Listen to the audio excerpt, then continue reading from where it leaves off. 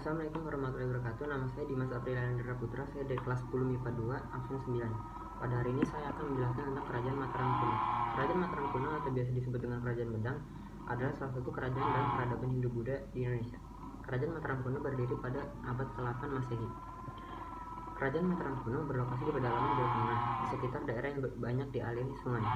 Letak ibu kota kerajaan secara tepat belum dapat dipastikan. Ada yang menyebut Medang itu Ri Medang Ribumi Mataram. Daerah yang dimaksud belum jelas. Kemungkinan besar di daerah Kedu sampai sekitar Prambanan, berdasarkan letak prasasti yang ditemukan. Masyarakat Mataram kuno terbilang maju dalam hal budaya, terbukti dengan banyaknya bangunan candi yang dibuat, termasuk dua candi besar yang sangat termasyhur. Tidak lain adalah Candi Borobudur yang dibuat pada masa pemerintahan Samaratungga dari dinasti Syailendra yang bercorak Buddha, dan yang kedua adalah Candi Prambanan yang dibangun pada masa pemerintahan Rakai Pikatan dan selesai pada masa pemerintahan Daksa Sinapati Daksa dari dinasti Sanjaya yang bercorak Hindu. Penduduk Medang sejak periode Bumi Mataram pada umumnya bekerja sebagai petani. Kerajaan Medang memang dikenal sebagai negara agraris, sedangkan saingannya yaitu Kerajaan Sriwijaya merupakan negara maritim. Melihat dari letak wilayah kerajaan yang berada di dekat aliran sungai dan informasi dari prasasti Canggal yang menyebutkan Jawa kaya akan padinya, kemungkinan besar mata pencarian penduduknya sebagian besar dari bercocok tanam. Agama resmi Kerajaan Medang pada masa pemerintahan Sanjaya adalah Hindu aliran Siwa. Ketika Wangsa Syailendra berkuasa, agama resmi kerajaan berganti pada Buddha aliran Mahayana.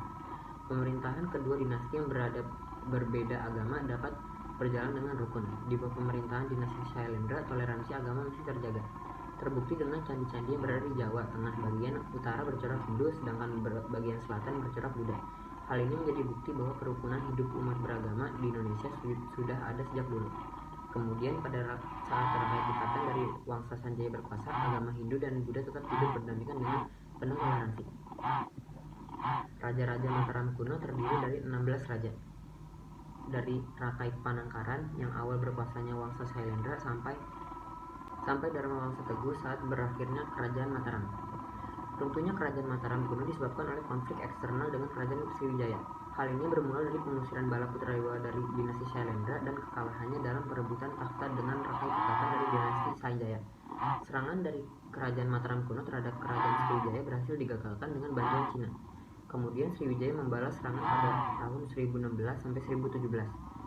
Tepat ketika terjadi pemberontakan dalam masa pemerintahan Dharma Wangsa, pemimpin Kerajaan Mataram kuno. Sekian dari saya, maafkan bila ada salah kata. Terima kasih untuk perhatiannya.